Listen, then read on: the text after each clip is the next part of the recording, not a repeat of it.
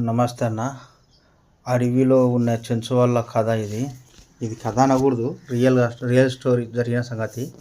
వాడు నాకు చెప్పేటప్పుడు నాకు ఇంట్రెస్ట్గా అనిపించింది అన్నమాట.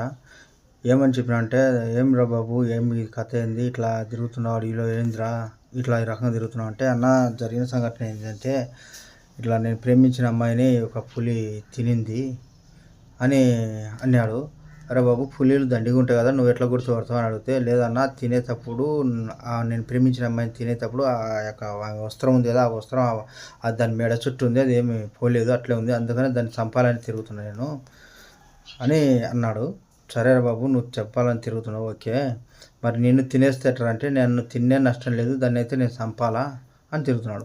అరే బాబు, ఎందుకురా నువ్వు వస్తావు కదరా అంటే, లేదన్నా నేను ఉన్న ఒకటి లేకపోయినా అంటే, నేను ప్రేమించిన నా ప్రేయస్ లేకుండా నేను ఎందుకు ఉండాలి, కాబట్టి నేను ఉండాలి అంటే దాన్ని చంపాలి, అది ఏడున్నా సరే చంపుతా కష్టంగా అంటే, స్టోరీ చెప్పరా బాబు, ఏందిరా బాగా ఇంట్రెస్ట్గా ఉంది నీ స్టోరీ ఏంది అని అడిగిన.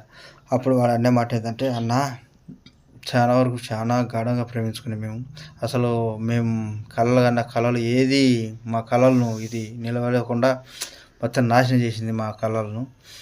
నేను చాలా ఇదిగా ప్రేమించినాను, వాడు కూడా నన్ను అంతగానే ప్రేమించింది. మా ప్రేమకు గుర్తుగా ఒక ఇది కూడా చూడని చెప్పేసి అది వాని కాడ ఉన్న ఒక అమ్మాయి ఇచ్చిన దాన్ని పట్టుకొని జైల్లో పెట్టుకొని తిరుగుతున్నాడు. అదొక కాయ లెక్క ఉంది, అది మనకి ఏం కాయనో తెలియదు.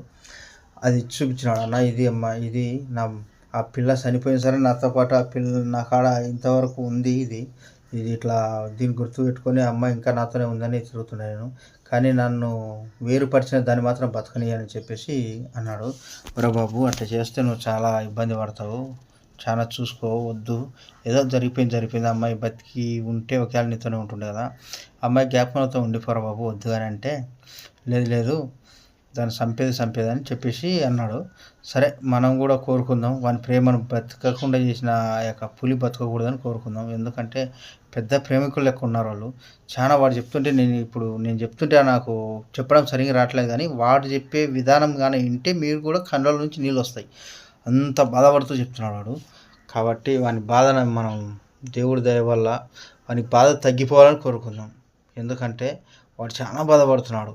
అన్న ఇది పరిస్థితి అని చెప్తుంటే నా కళ్ళల్లో నుంచి నీళ్ళు వచ్చినాయి వాడు చెప్పే మాటలు బట్టి. కాబట్టి ఇది విన్నవారు కానీ ఆయనకి బాధ తగ్గిపోవాలని ఎవరన్నా కానీ చూసిన వాళ్ళు, ఈ వీడియో చూసిన వాళ్ళు ఎవరన్నా కానీ కొంచెం వానికి ఆత్మకు శాంతి కలగాలని కోరుకుందాం.